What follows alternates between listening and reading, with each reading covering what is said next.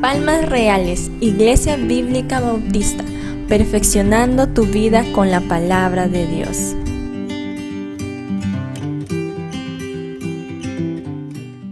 Hoy vamos a ver cómo Dios hace su obra a través de sus hijos, cuidando y preservando a sus hijos. En alguna ocasión usted, en el trabajo, de repente en los estudios o en algún otro lugar, cuando ha tenido la oportunidad de poder ascender en puesto, cuando usted ha tenido la oportunidad de dar el siguiente paso, el nivel, para que de repente tenga un nuevo lugar más alto en el trabajo, eso significa que tiene más autoridad, eso significa que va a poder ganar más, percibir mejores ingresos, va obviamente a subir en cierta manera su estabilidad en muchos sentidos. Pero ¿qué hay cuando lo buscamos de mala manera, de una manera incorrecta? ¿Qué hay cuando usted está postulando de repente a un trabajo y para ganar ese nuevo puesto más elevado, le van a pagar más, que va a tener mucho más estabilidad en muchos sentidos, de repente usted tiene que mentir? Aumenta algún área de su especialidad en su currículum y ni siquiera domina tal actividad. O tiene que mentir de otra manera, o tiene que postular a ese trabajo, a cualquier área, haciendo daño a alguien o lastimando a alguien. Bueno, hoy vamos a ver cómo el Señor cuida a David para evitar ese tipo de problemas en el corazón de su siervo. En el corazón de su siervo. Y como mencioné, por favor, en el capítulo 26 de Primera de Samuel, les invito a abrir su Biblia. Hoy tenemos el tema a la manera de Dios. Cualquier cosa que hagamos en nuestra vida, cualquier cosa que deseemos seguir creciendo en cualquier área, mis hermanos, debe ser a la manera de Dios. No bajo nuestros términos, no bajo nuestro propio tiempo que deseamos, en el cual queremos. Debe ser a la manera de Dios, como Él lo establece, como Él lo pone en su palabra. Y vamos a ver eso en esta mañana. Veamos en esta oportunidad, en el capítulo 26, cómo David tiene otra oportunidad para hacer justicia con sus propias manos y anhelar, o tomar, mejor dicho, el puesto de rey. Que hace 8 años aproximadamente el Señor ya le había prometido, ya le había escogido que tú vas a ser el nuevo rey de Israel, David. Porque en el capítulo 24, David ya había perdonado por primera vez a Saúl la vida. Así que aquí tenemos la segunda ocasión. Versículo 1, dice así: vinieron los zifeos a Saúl en Gabá, diciendo: ¿no está David escondido en el collado de Aquila al oriente del desierto? Hasta ahí un momento, por favor. Miremos nada más cómo nos pone en el contexto lo que tenemos aquí en la palabra de Dios. Hay un grupo político, obviamente bajo el dominio de Saúl. Mucha gente seguía a Saúl, pese a ser un rey tan malo, tan perverso y a la misma vez tan inepto. Sí, Saúl era un rey inepto, y ahí vemos el apoyo político que tenía. Nos sorprende el apoyo político que puedan tener los políticos en la actualidad. Bueno, aquí tenemos un ejemplo en la palabra del Señor. Aún así, ¿cómo puede ser gente tan que no entiende y que puede seguir a ese líder político? Bueno, aquí también tenemos otro ejemplo, para que usted se dé cuenta, mis hermanos. Así que si se le hace familiar esta escena de cómo este grupo de los zifeos seguía a David y estaba en ese sentido apoyando a Saúl, aquí vemos esa lealtad a Saúl, pese a ser un mal líder. La región de Zif tenía muchos lugares desérticos, era un lugar muy amplio, muy grande, mis hermanos, era extenso. Así que esta es la región, o esta región se encontraba entre Mar Muerto y las ciudades de los filisteos. Ahí en el medio, casi abajito de Jerusalén, se encontraba. un lugar muy estratégico para esconderse, por ser desértico, tener muchas cuevas, por tener a la misma vez uno de los lugares más amplios para que alguien pueda esconderse, y sobre todo con ese ejército tan grande que tenía David, 600 hombres, solamente soldados, sin contar a sus familias de cada soldado. Algunos comentan que podría ascender a 2,000 personas aproximadamente, la cantidad de gente que tenía David bajo su mando. Y no pasemos por alto la cantidad, mis hermanos, de soldados que en un momento nos va a mostrar también Saúl. Versículo 2.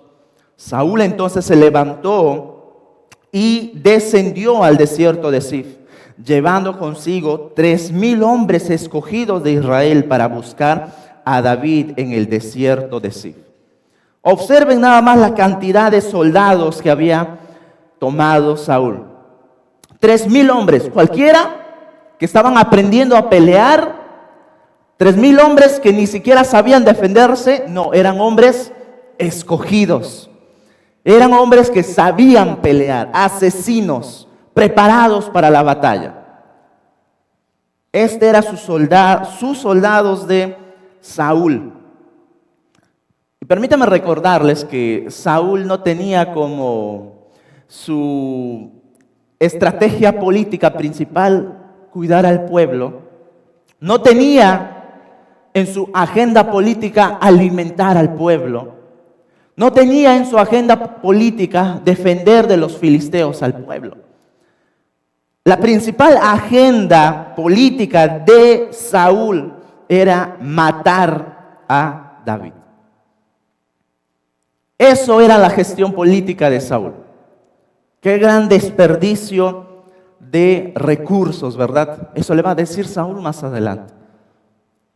Nos sorprende que en la actualidad nuestros gobernantes utilicen los recursos del pueblo, de nuestra nación, en cosas personales.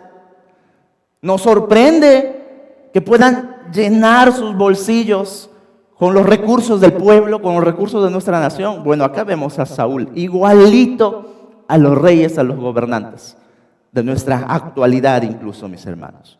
Nada más para que podamos observar la calidad de rey que tenía Israel. Versículo 3. Y acampó Saúl en el collado de Aquila, que está al oriente del desierto, junto al camino. Y estaba David en el desierto, y entendió que Saúl le seguía en el desierto. David, por tanto, envió espías y supo con certeza que Saúl había venido. Miren aquí la estrategia que está levantando David. Una contrainteligencia completa, por si acaso. Si Saúl tenía hombres fieles bajo su mando, bajo su reinado, bueno, David también los tenía. Manda una contrainteligencia para saber en dónde estaba específicamente Saúl con su ejército, que había salido a buscarlo. Versículo 5, por favor. Vamos avanzando porque hay algunas actividades hoy en la iglesia. 5. Y se levantó David y vino al sitio de donde Saúl había acampado. Y miró David el lugar donde dormía Saúl y Abner, hijo de Ner, general de su ejército. Y estaba Saúl durmiendo en el campamento, y el pueblo estaba acampando alrededor de él. Miren nada más cómo estaba Saúl, mis hermanos. El pueblo estaba acampando alrededor de él. Podemos observar aquí un poquito porque en el Antiguo Testamento, cuando Dios da el mandato al pueblo de Israel, Dios había establecido que el tabernáculo que representaba la presencia del Señor esté en el centro del pueblo, en el centro del pueblo, de tal manera que todos los otros campamentos, todas las 12 tribus, mejor dicho, pudieran estar alrededor del tabernáculo. Esto representaba que Dios era el centro de Israel, antes que entraran a la tierra prometida, por cierto, antes de conquistar estas tierras. Y aquí lo observamos a Saúl teniendo esa estrategia, poniéndose como en el centro, lo más importante del reino. Temor, nos muestra temor, sí, también orgullo, también soberbia, en su corazón por querer igualar al Señor. Él estaba en el centro del pueblo y todos los hombres estaban alrededor de él, sus 3,000 soldados cuidando al rey. Esto representaba que Saúl era el centro. Esto representaba que Saúl era a quien debían de honrar y respetar, ciertamente como rey, pero observamos que aquí se estaba atribuyendo mucho más cosas sobre sí, mis hermanos. Y esto ya lo sabemos que había ofendido gravemente al Señor. En ese sentido, Saúl salió a buscar a David para matarlo. Versículo 6, veamos cómo actúa ahora David. Entonces David dijo a Ahimelech Eteo y a Abisai, hijo de Sarbia, hermano de Joab, ¿quién descenderá conmigo a Saúl en el campamento? Y dijo Abisai, yo descenderé contigo. Aquí podemos observar la valentía de los hombres de David. De hecho, Abisai, que se menciona en el capítulo 5, o en el versículo 6, es pariente de David, es sobrino de David, porque su hermana, la mujer que sale aquí mencionando en el versículo 6, Sarbia, es hermana de David. Por lo tanto, Abisai viene a ser sobrino de David. Pero la razón por la que le tenía a su lado no era por ser su familia. Obviamente había una confianza allí. Obviamente había una confianza para rodearse de hombres que pudieras tú poner su vida y que no te vayan a matar, por cierto. La razón por la que David pone a su lado a este hombre Abisai es por su valentía, mis hermanos. Por su valentía. Esta era la calidad de hombres por quien estaba rodeado David. Vayan conmigo a 2 de Samuel un momento, por favor, para que vean la calidad de valiente que era este hombre. Capítulo 23 de 2 de Samuel, versículo 18. Dice así, 2 de Samuel 23, 18. Y Abisai, hermano de Joab, hijo de Sarbia, fue el principal de los 30. Este alzó su lanza contra 300, a quienes mató y ganó renombre con los 3. Noten la valentía de este soldado, Abisai. 300 hombres, ya ahí ustedes pueden ver la calidad de guerrero que era, la calidad de peleador que era, mis hermanos. Y aquí quiero mencionarles algo muy importante, porque escuchen esto, mis hermanos de la iglesia. Mis hermanos que están creciendo en el liderazgo, especialmente en el liderazgo. Todo hombre aquí dentro de la iglesia se necesita hombres y mujeres valientes. En todo liderazgo, hombres y mujeres valientes, dignos de confianza por el cual se puedan rodear en la iglesia. David estaba consciente de esa gran verdad. Y aquí pide, ¿quién va a descender conmigo? ¿Quién de ustedes va a descender conmigo al campamento? ¿3,000 hombres? Muchos seguramente se asustaron. Esto era una misión imposible completamente. Una misión suicida. Pero ahí había un hombre, un valiente, que sabía de la historia de David, que había escuchado o visto tal vez cómo David mató a un gigante, cómo David destrozaba y vencía ejércitos. Yo quiero seguir a este líder. Yo quiero seguir a este hombre. Quiero ser confiable y valiente. Y ahí están, mis hermanos. Y ahí está Abisai, un hombre valiente. Así que cuando alguien a nosotros nos diga dispara, no digas ¿por qué? ¿A quién y cuándo? No estoy incitando obviamente a la muerte por si acaso. Es una metáfora, ¿sí? Es una metáfora. ¿A quién y cuándo? Dignos de confianza, dignos de que podamos ser confiables para las misiones que tenemos, no solamente aquí en la iglesia, mis hermanos, en cualquier cosa que podamos emprender en nuestra vida. Se necesita hombres y mujeres valientes, dignos de confianza, para seguir adelante luchando aquí en este mundo. Y aquí tenemos a David rodeado de esta clase de hombres. Versículo 7. David pues y Abisai fueron de noche al ejército. Y he aquí que Saúl estaba tendido durmiendo en el campamento y su lanza clavada a tierra a su cabecera. Y Abner y el ejército estaban tendidos alrededor de él. Noten aquí la importancia que podemos observar, mis hermanos. Saúl está haciendo algo que todos los seres humanos tenemos que hacer, que es dormir. Hasta el hombre más poderoso, hasta el hombre con mucha más influencia tiene que dormir. De hecho, la primera vez que Saúl estuvo vulnerable fue en algo que todos los seres humanos también tenemos que hacer. Acompáñenme al capítulo 23 de primero de Samuel, por favor. O 24. Primera de Samuel 24, versículo 3. Y cuando llegó a un redil, Saúl, de ovejas en el camino, donde había una cueva, entró Saúl en ella para cubrir sus pies. Y David y sus hombres estaban sentados en los rincones de la cueva. Entiéndase aquí, mis hermanos, algo muy importante, porque cubrir sus pies no significa que hacía mucho calor y Saúl se fue a cubrir sus pies en el desierto. No, eso es un eufemismo para decir que Saúl estaba haciendo sus necesidades. Saúl se fue a hacer del baño. ¿Me entendió? ¿Sí? ¿O quieren que sea más claro? No, ¿verdad? No quiero poner esa escena en su mente. Pero aquí observamos una vez más, o por primera vez, mejor dicho, a Saúl haciendo algo tan importante que todos los seres humanos tenemos que hacer.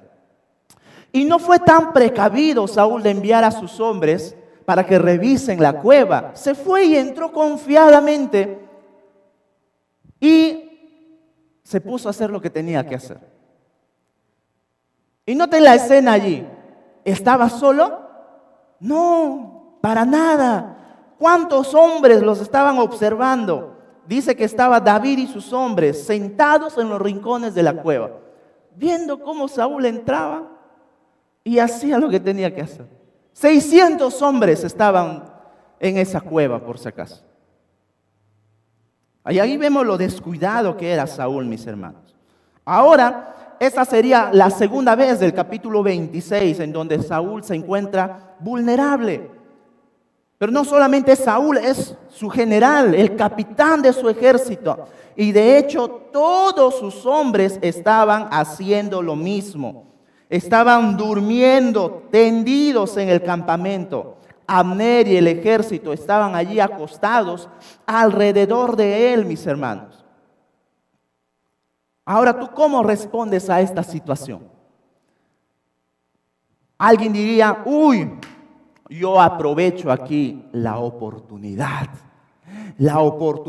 para ser el rey, para matarlo, la oportunidad para ganarme ese puesto, para ascender. ¡Qué buena oportunidad! ¿Cómo actúas tú? ¿O te sometes tu mente a la palabra del Señor para entender lo que Él quiere hacer en tu vida?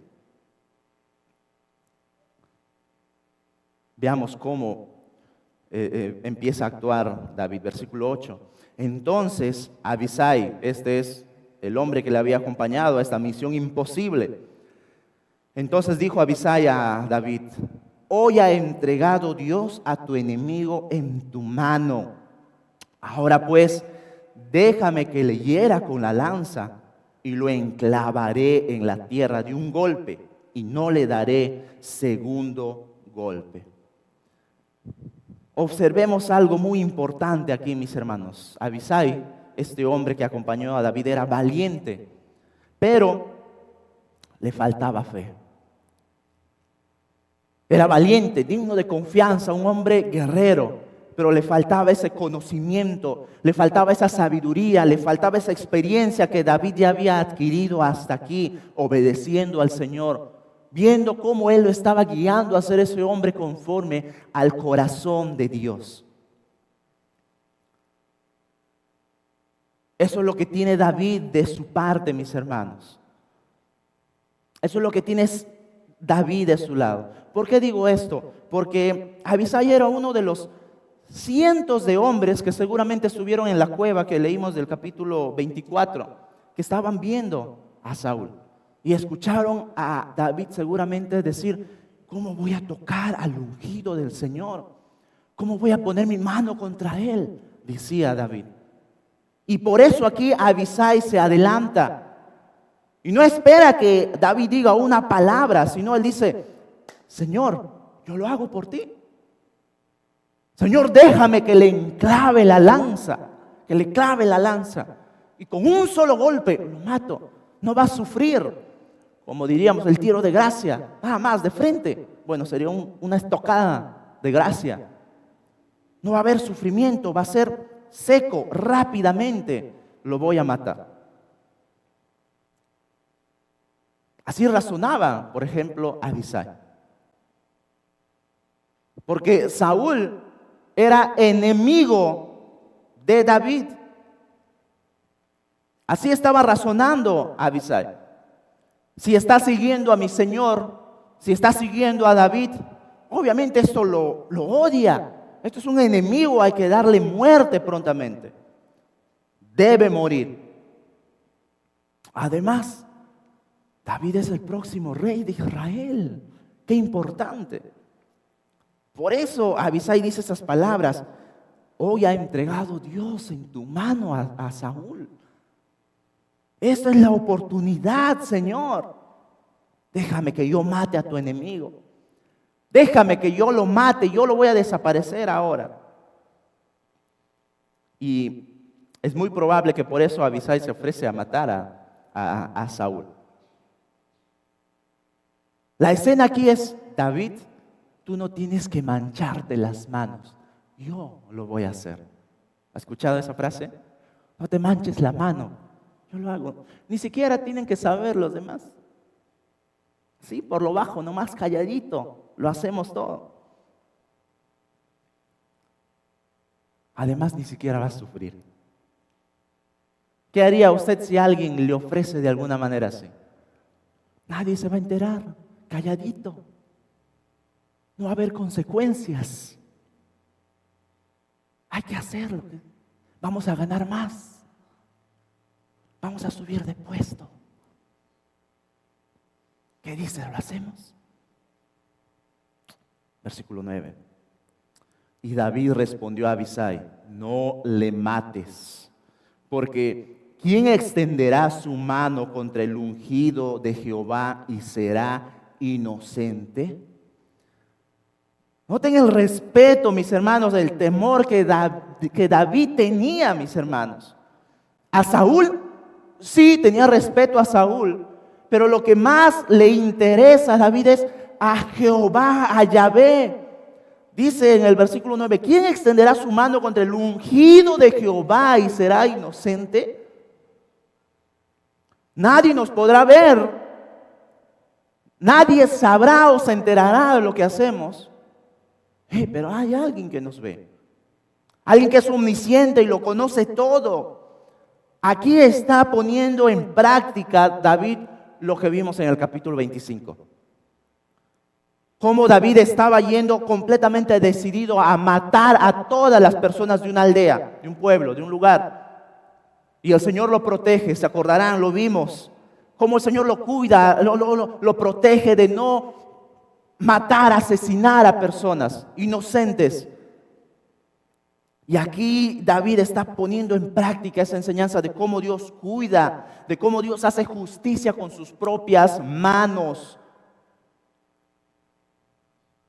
Pero las palabras de David, mis hermanos, además de ese respeto y temor al Señor, también tiene ese respeto, esa humildad de reconocer a Saúl como el ungido, al ungido de Yahvé. ¿Por qué he de extender mi mano? Lo que David está diciendo aquí, mis hermanos, es que no era responsabilidad de David hacer justicia con sus propias manos. No era responsabilidad de David hacer justicia con sus propias manos.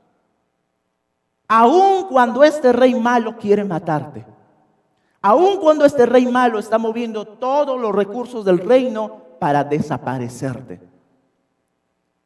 aun cuando todo a tu alrededor está en contra tuya, tienes respeto, tienes temor al Señor, de que Él es el quien hace justicia por ti. Él es el que hace la venganza por ti. Él es el que te cuida, Él es el que te protege, mis hermanos. Eso es lo que está poniendo en práctica aquí David. Si bien es cierto, a estas alturas, Saúl ya está desechado por Dios. En el capítulo 16 podemos ver esa escena, en el capítulo 14, en donde él rechaza a Dios, por ende Dios también lo rechaza a él, a Saúl.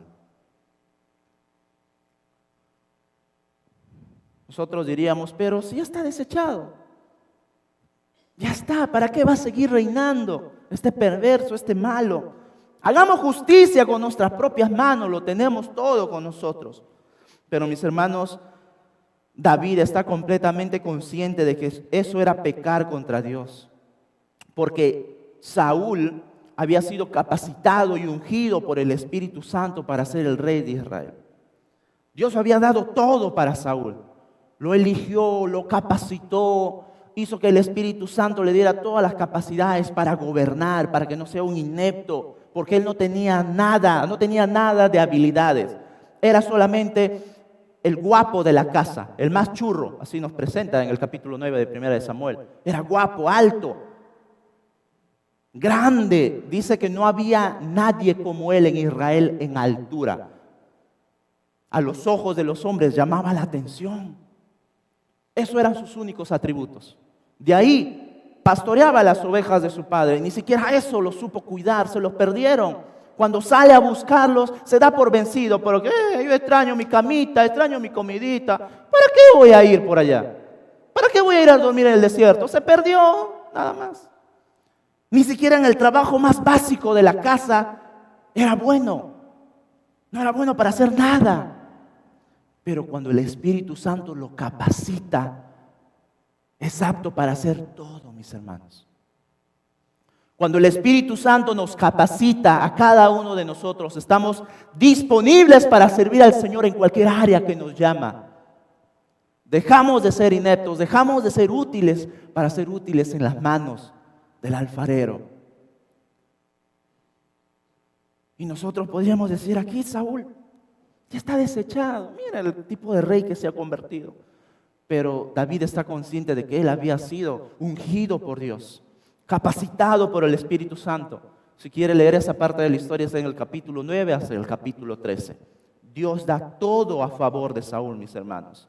Por lo tanto, aquí David entendía que no era su responsabilidad quitar y poner reyes sobre Israel. No era su responsabilidad, esa es la responsabilidad de nuestro Señor. Y permítame recordar unas palabras que dije días atrás en el capítulo 24 cuando estudiábamos. Mis hermanos, eso es una gran lección para nuestros días. Eso es una gran lección para tenerlo en cuenta en nuestros días ante nuestros gobernantes. Porque Romanos, donde el apóstol Pablo escribe en el capítulo 13, versículo 1, permítame leerlo rápidamente. Sométase toda persona a las autoridades superiores, porque no hay autoridad sino de parte de Dios, y las que hay por Dios han sido establecidas. De modo que quien se opone a la autoridad, a lo establecido por Dios, resiste, y los que resisten acarrean condenación para sí mismos. ¿Se dan cuenta? Y todavía podemos observar en qué contexto Pablo está escribiendo. En donde habían emperadores completamente depravados, malos, injustos, totalmente. Y Pablo está diciendo en ese contexto, sométanse toda persona a las autoridades. Por lo tanto, todos y cada uno de nosotros debemos ese respeto a nuestras autoridades, mis hermanos. A esa autoridad que tú has elegido, a esa autoridad que tu vecino incompetente eligió, a tu vecino ignorante que votó por él solamente por qué lindo, va a haber un cambio. No, al que tú elegiste no, al que él tampoco, al que Dios puso. Al que Dios puso bajo ese reino, bajo ese gobierno. Es a ese respeto que nosotros tenemos que tener en cuenta, mis hermanos. Podemos estar completamente de desacuerdo con muchas cosas políticas, pero debemos respeto, debemos de someternos como nos manda Romanos. Debemos de someternos porque Dios así lo establece, mis hermanos. ¿Sabes cuándo es la única ocasión u opción para desobedecer a nuestras autoridades? ¿Cuándo? Cuando nos mandan a desobedecer la palabra del Señor. No hay otra. Cuando nos mandan a pecar contra nuestro Dios, es la única manera en donde debemos de desobedecer. Es la única, no hay otra, mis hermanos. Y por si acaso, por si se nos olvida también, ninguna autoridad en este mundo, ninguno de los grandes líderes políticos o más ricos de este mundo tiene tal poder si Dios no se lo otorga. Allí están, ni Bukele, ni Putin, ni Obrador, ni Boluarte, ni Da Silva, ni Biden, ni Maduro, ni cualquier otro gobernante en este planeta tiene la autoridad si Dios no se lo ha dado, mis hermanos. ¿Se da cuenta? Nadie tendría la autoridad si nuestro Rey de Reyes le ha dado ese 0.01% de autoridad para que estén ejerciendo esa autoridad aquí en este planeta. Así que no se nos olvide esa gran verdad que tenemos que tener en cuenta en nuestros días. Y tampoco nos engañemos diciendo, pero yo soy un hijo de Dios, si yo fuera presidente, yo haría las cosas diferentes, porque yo creo en Dios, yo tengo temor en el Señor, yo conozco a Dios. No. Harías lo mismo que Saúl. Harías lo mismo que Saúl. Porque Saúl aquí está representando cómo es nuestros corazones alejados del Señor con poder. Pero eso fue Saúl, que no era un creyente, un hijo verdadero de Dios. David también. Más adelante haría cosas tan depravados, tan perversos, que como lo hizo Saúl. Hijo de Dios, con temor a Dios y con poder. Así que no digamos que yo no haría lo mismo por si acaso. Haríamos lo mismo. Haríamos lo mismo, mis hermanos. David, así como Saúl, son un ejemplo en lo que nos convertimos con poder, y cuando estamos sin Dios todavía eso es peor. Eso es peor, eso es triste. Este respeto que tenemos aquí en el pasaje del capítulo 26, este respeto y temor de David nos falta en la actualidad, a muchos de nosotros. Es lamentable, es triste cuando podemos observar, incluso en las redes sociales, peleando por temas políticos, distanciando amistades. Y me gusta a muchos de ustedes escucharlo, cómo hablan de política, qué lindo, pero llega un punto en donde esa conversación se vuelve en algo tan personal que no tiene sentido. Ese respeto nos falta en la actualidad hacia nuestras autoridades, mis hermanos. Y como usted sabe, aquí en esta iglesia no hacemos ningún tipo de campaña política por nadie. Eso nos ha enseñado nuestro pastor desde nuestro púlpito, desde acá, solamente es para compartir la palabra del Señor. Versículo 10.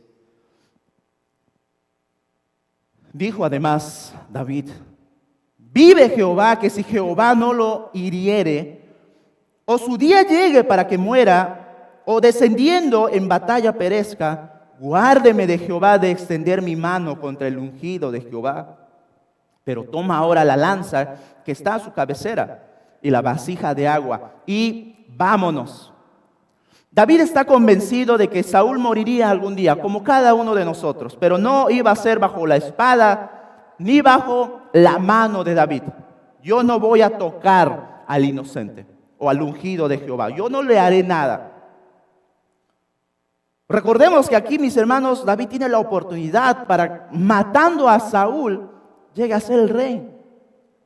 Pero David escogió que sea a la manera de Dios. David escogió que sea a la manera de Dios. Vive Jehová, que si Jehová no lo hiere o hiriere, o su día llegue para que muera, o descendiendo en batalla perezca, guárdeme Jehová de extender mi mano contra el ungido de Jehová, mis hermanos. Si David iba a ser rey, no sería a la manera de David, no sería al tiempo de David, iba a ser a la manera de nuestro Señor. Esto es obediencia, esto es paciencia a la voluntad del Señor. No apresurarnos con nuestras propias metas. No apresurarnos con nuestros propios planes que nosotros tenemos, mis hermanos. Qué buen ejemplo a seguir aquí en David. A todos mis hermanos, trabajadores, estudiantes o cualquier área, mis hermanos, si desean algo, debe ser a la manera y en el tiempo de nuestro Señor. Debe ser a la manera y en el tiempo de nuestro Señor. Esto también se aplica a la iglesia. Si usted desea crecer en el liderazgo, si usted desea crecer bastante, teniendo mucho más tiempo en el Señor, que usted pueda anhelar liderazgo, que sea a la manera de Dios. No destruyamos ministerios, no destruyamos hermanos, no con el chisme, no con intenciones deshonestas, ni siquiera dividiendo a la iglesia. No lo hagamos de esa manera.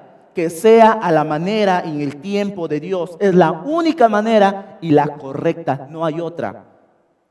No hay otra. Cualquier otros planes que haya cizaña por allí de alguna manera, eso es perverso, eso es depravado. Y si hay ese tipo de intenciones en nuestro corazón, déjame decirte que tienes el corazón de Saúl. Tienes un corazón tan malo, tan perverso. Sin embargo, aquí David es un ejemplo de seguir la voluntad del Señor. Yo no lo voy a hacer, yo no lo voy a tocar. Que sea Dios. Que sea Dios. Que sea Dios el que haga la justicia. David entendió eso, mis hermanos, y esperó en el Señor. No se adelantó, no aprovechó la oportunidad que tenía, que se lo presentó. Abisai entendió eso. Dios te lo ha entregado a tu mano. Aprovéchalo, mi Señor. Y David dijo, no. Las oportunidades de poder adelantarnos a muchos planes, a muchas cosas de manera pecaminosa y acortar el tiempo, aprovechar el tiempo, mis hermanos, es una manera que desagrada a Dios. Es pecaminosa, ofende al Señor, porque sobre todo estamos obteniendo cualquier cosa con pecado. Así que lo que David hizo aquí es decir que se haga a la manera de Dios. Versículo 12. Se llevó pues David la lanza y la vasija de agua de la cabecera de Saúl y se fueron. Y no hubo nadie que viese, ni entendiese, ni velase, porque todos dormían. Porque un profundo sueño enviado de Jehová había caído sobre ellos. Dos cosas importantes aquí que podemos mencionar, mis hermanos. David le dice a su hombre Abisai, toma estas dos cosas, que son muy importantes, pero para que David pueda ser tan estratégico, dice, toma estas dos cosas porque van a ser evidencia de lo que hemos podido hacer. La lanza, armas muy importantes para Saúl.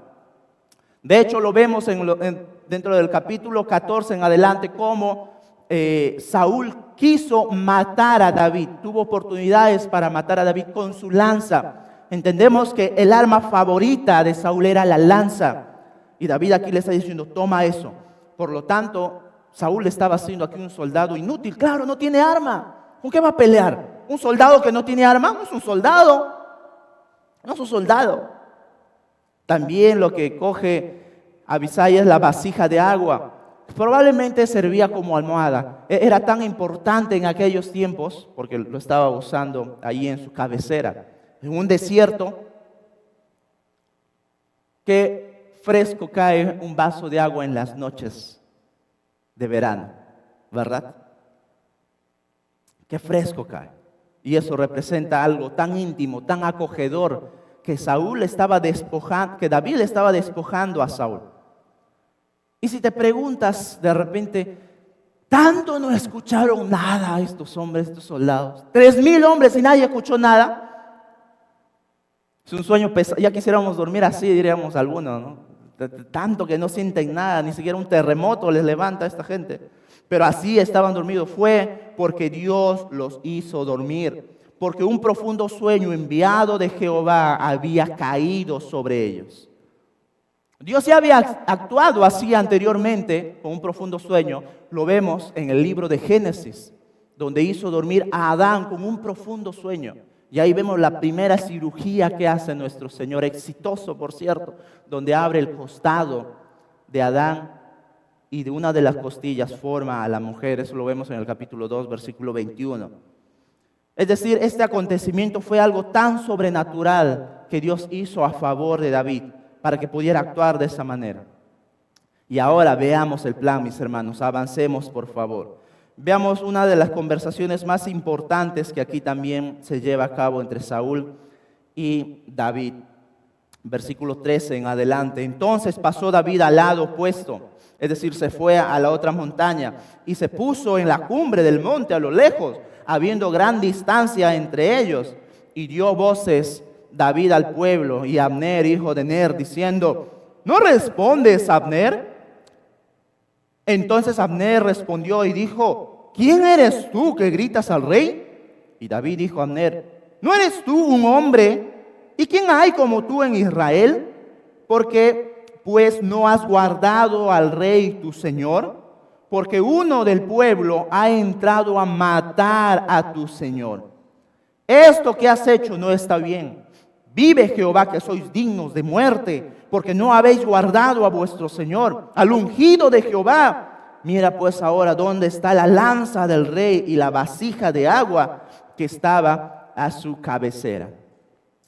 Miren nada más lo que hizo David, mis hermanos. Del otro lado de la montaña dio voces gritando cuando hubo salido con las cosas, hubo retirado. Abner, Abner, ¿cómo es posible que tú, siendo el general, el que le cuida las espaldas al mismo rey, no has guardado a tu rey? Y es verdad lo que David le dice: lo que tú has hecho es digno de muerte. Porque pudieron haber matado al rey y él ni cuenta se daba.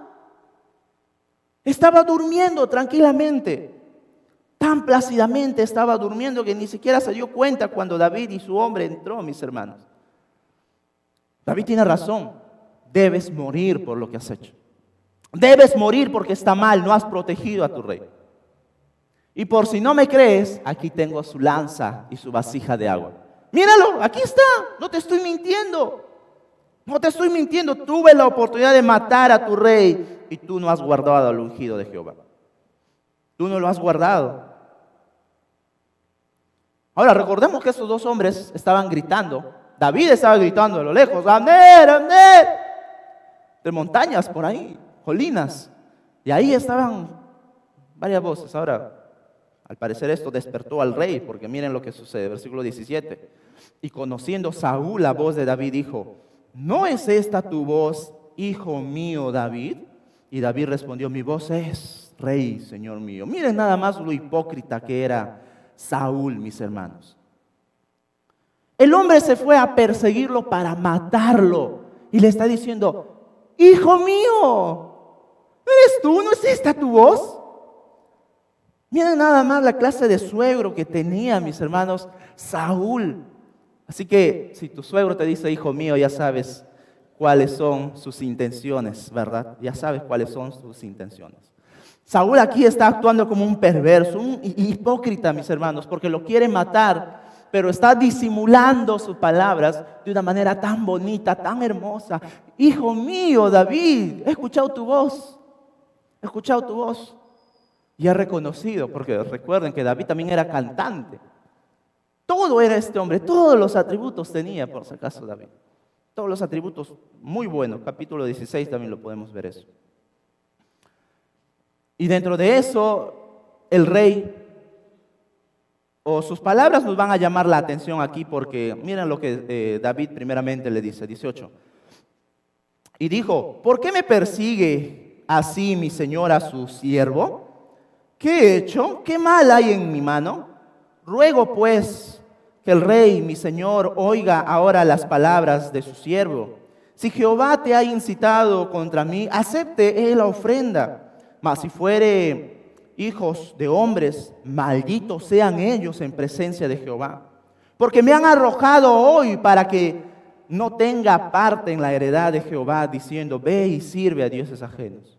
No caiga pues ahora mi sangre en tierra delante de Jehová, porque ha salido el rey de Israel a buscar una pulga, así como quien persigue una perdiz por los montes.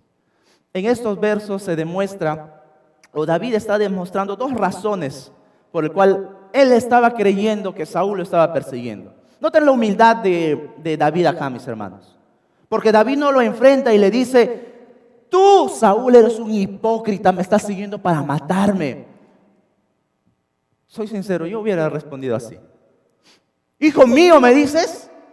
Hijo mío, si me quieren matar, ¿qué te pasa?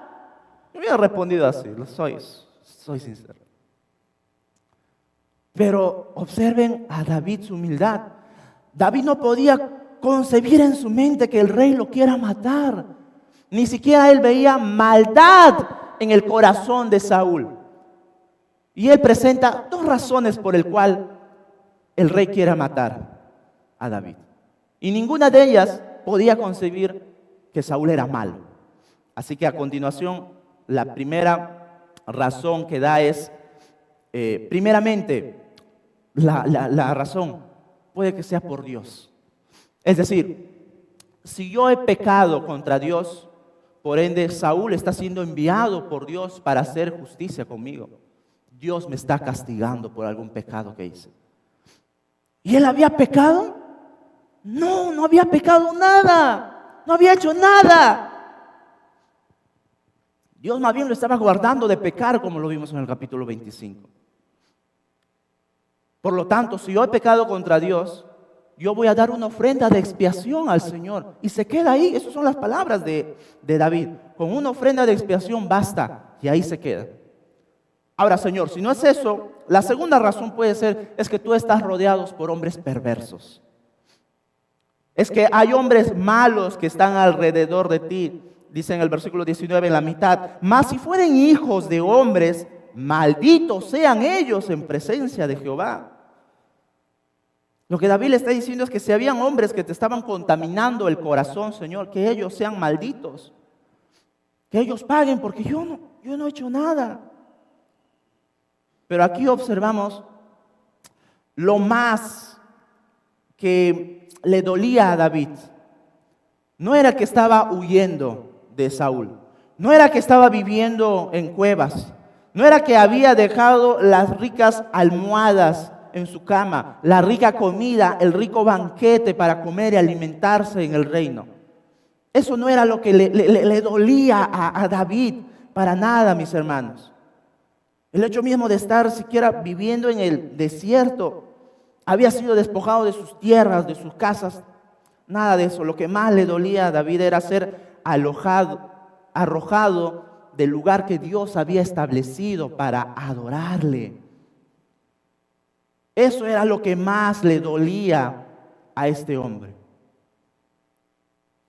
Porque le está diciendo, te han incitado para que no tenga parte en la heredad de Jehová, diciendo, ve y sirve a dioses ajenos. Eso es lo que le están diciendo prácticamente a David. Al perseguir Saúl a David, David tiene que huir e ir a naciones donde Saúl no va a poder perseguirlo.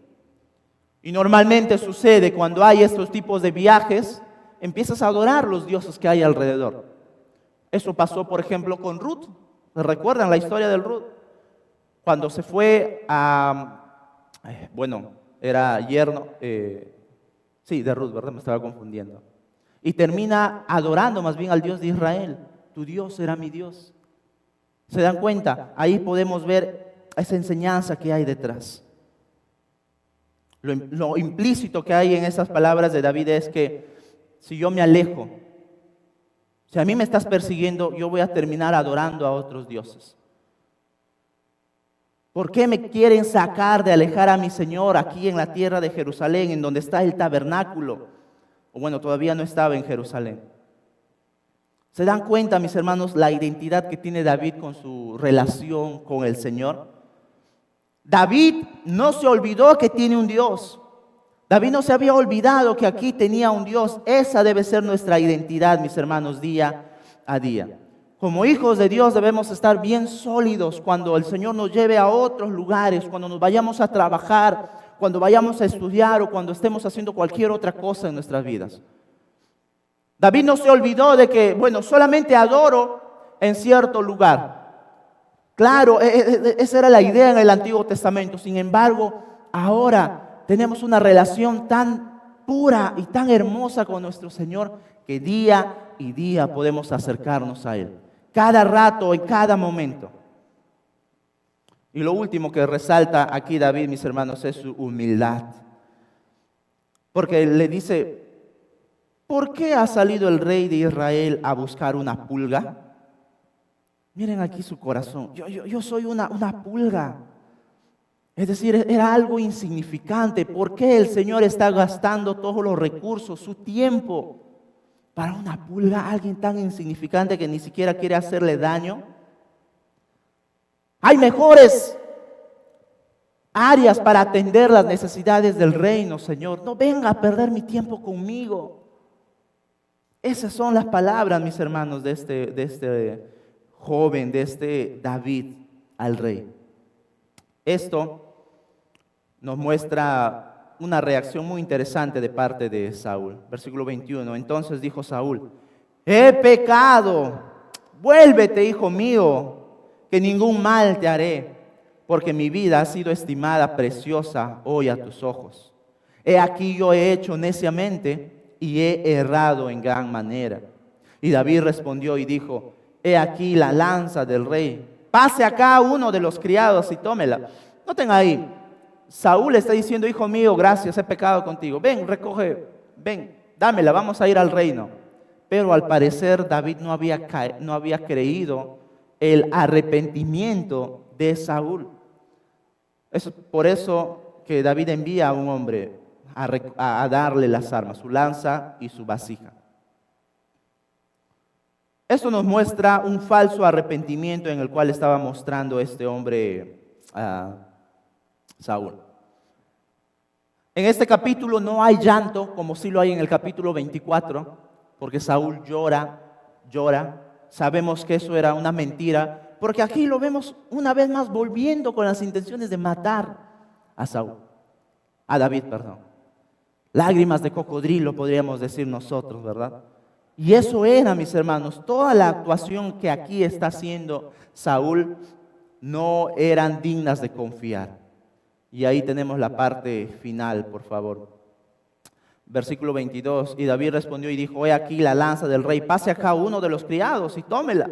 Y Jehová pague a cada uno su justicia y su lealtad, pues Jehová te había entregado hoy en mi mano, mas yo no quise extender mi mano contra el ungido de Jehová. Y he aquí, como tu vida ha sido estimada preciosa hoy a mis ojos, así sea mi vida a los ojos de Jehová, y me libre de toda aflicción.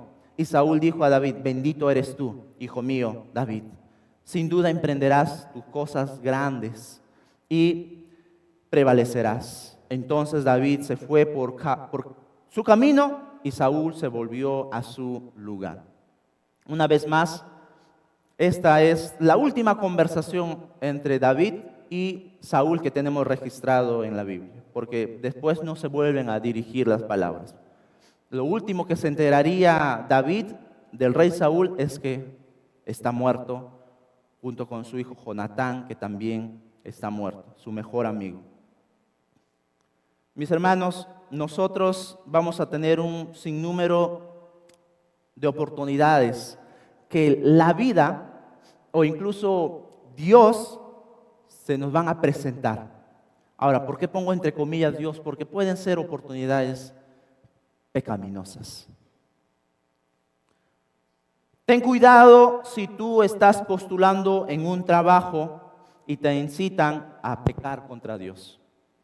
No es Dios quien está bendiciendo ese trabajo. No es Dios quien te está abriendo las puertas para esa oportunidad. Ten cuidado si te están incitando en lugares donde estudias o en cualquier otro lugar, incluso en tu casa o incluso en la iglesia, para actuar de forma pecaminosa y adelantar pasos, avanzar pasos y tener nuevos liderazgos y tener nuevo estatus, pero de forma pecaminosa. Ten cuidado. Lo que hoy aprendimos es que todo lo que hagamos, todo lo que emprendamos debe ser a la manera de Dios y al tiempo de Dios.